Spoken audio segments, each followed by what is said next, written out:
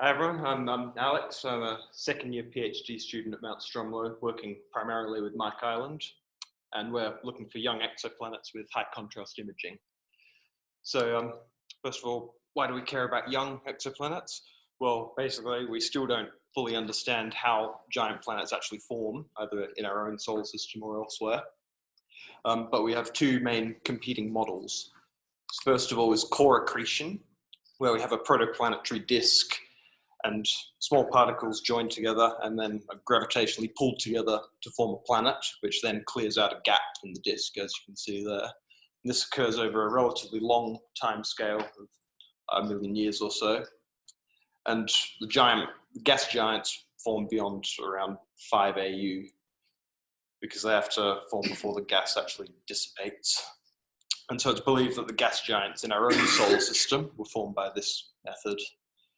And so the second one is disk instability, where, as the name suggests, there are gravitational instabilities in the disk, which then cause it to clump together, and then these clumps can then join up and form planets. And this happens over a very short astronomical timescale of a few thousand years, but they must form at a very large separation, around 100 AU, where it's sufficiently cool enough for these clumps to stay together. So basically the conclusion we can draw from these models is that if we know where the planet is forming, we can get some idea of sort of which model it formed by. And in order to know where the planet formed, we will need to image the planet shortly after formation, because they do naturally migrate, we believe. So a bit of statistics on exoplanet detections. Most exoplanets have been discovered through indirect methods, mainly transits and radial velocities, and direct imaging is slightly lagging behind there. And most of these are controversial, so we're not actually sure if these discoveries are actually planets. And basically the only way to actually see exoplanets from ground-based telescopes is to use adaptive optics, which some people would know about, is where you basically remove any reduce atmospheric effects by using a deformable mirror. So you have a distorted wavefront that's come through the atmosphere, and you reshape the telescope mirror to compensate, and then that corrects the wavefront. So you use a nearby star to calculate this atmospheric effect, and if you can't get a nearby star, then use a laser. And with a telescope like Keck, it typically improves the resolution by about a factor of 100, which is useful because with 1 arc second, basically you wouldn't be able to resolve anything. And so to image recently formed planets, it's best viewed in the infrared, because at these ages the planets are still hot, and so they're still emitting at these wavelengths. And I'm sure you've all seen this quite a few times by now, HRA 799. Which is in fact the only multi-planet system discovered through direct imaging. So this was taken with the Keck telescope using a coronagraph to block the starlight. And so as you can see, the planets actually, they're quite obvious and actually bright there. And so a bit more on how young planets' brightnesses change over time. So we can use existing models to sort of predict how bright a planet will be as it forms. In this example, we have a 3 Jupiter mass planet forming in 1,000,000 years by core accretion. And as you'd expect, as it gets bigger and bigger and accretes more material, it gets brighter. And then after it forms, basically using a different model here where it gradually cools over time and fades. And basically in this project, for most of the stars we're actually using, this particular example, if we could actually find it, would be easily detectable using our current methods. So how do we actually analyze our images? So first of all, how do we create an image? So we start off with an object, which is what we're trying to get back to, but that's not actually what we see in the telescope, as Franz Martin-Nash talked about. This object is actually convolved with a point spread function, which is the telescope's response to a point source, and then this produces an image.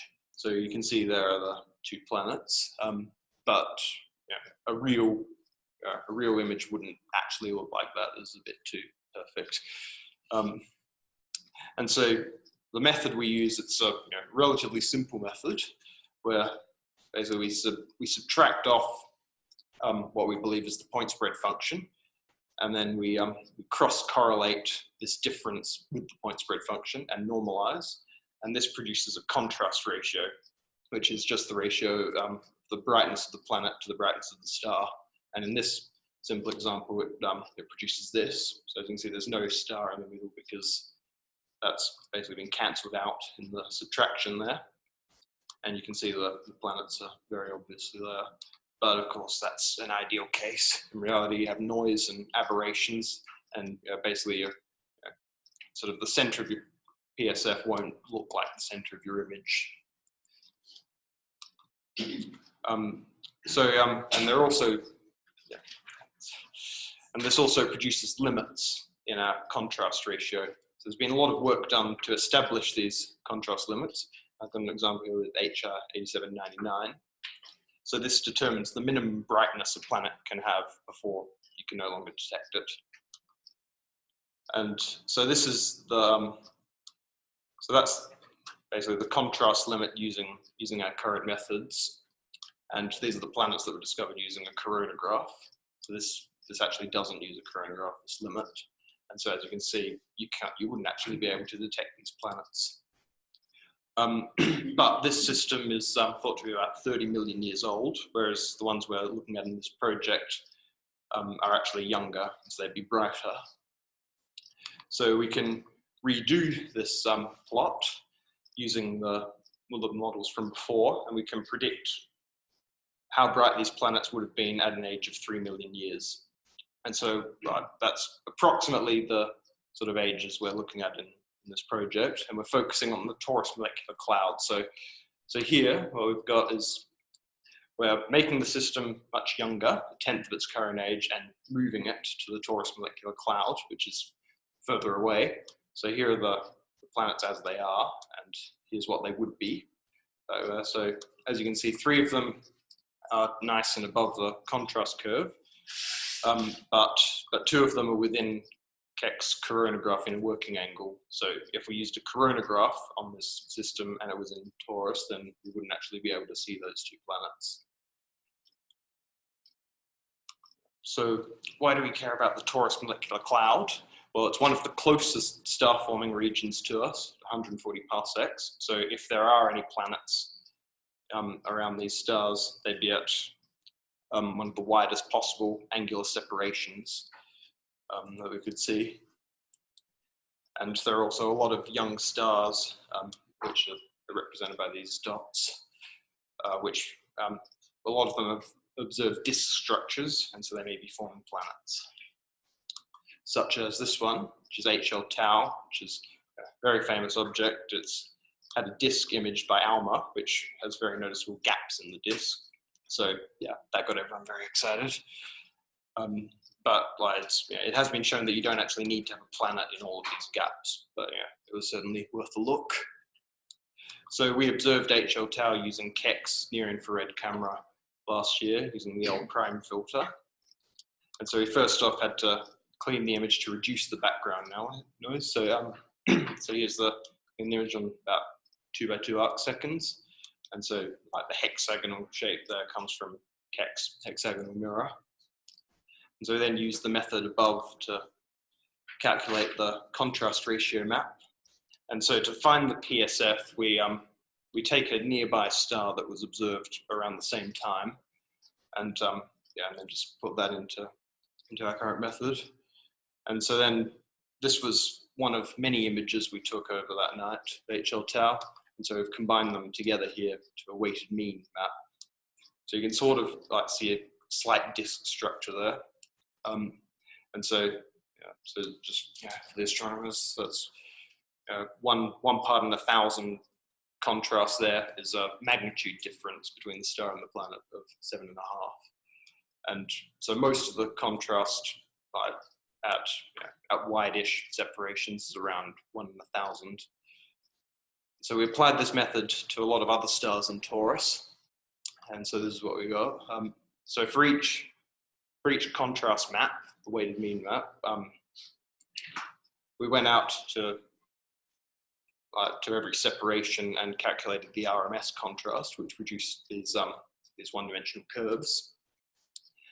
And so this gives us our contrast limit for that separation. And we can then easily convert that to a magnitude limit for the planet. And then using the same models, we can convert that to a mass limit. So basically the sort of takeaway point here is that even though we haven't actually got any positive detections of planets yet, we still have an idea of our limits, sort of what we could possibly detect. So as you can see, our best stars get down to a bit above 1 Jupiter mass. So there's still some way to go there, but we're working to sort of improve these limits. So to summarize, we can learn how planets form based on where they form. We can much more easily detect young planets because they're still emitting in the infrared. And we can determine our limits and sensitivity even without planet detections. And basically what we think is that the sensitivity is affected by our choice of calibration PSF. And so we're working to improve this by, instead of using a single star as the PSF, we use a linear combination of images. And and also we haven't sort of started this work yet, but we're also looking to kernel phase, which I haven't really touched on this. So yeah, thank you.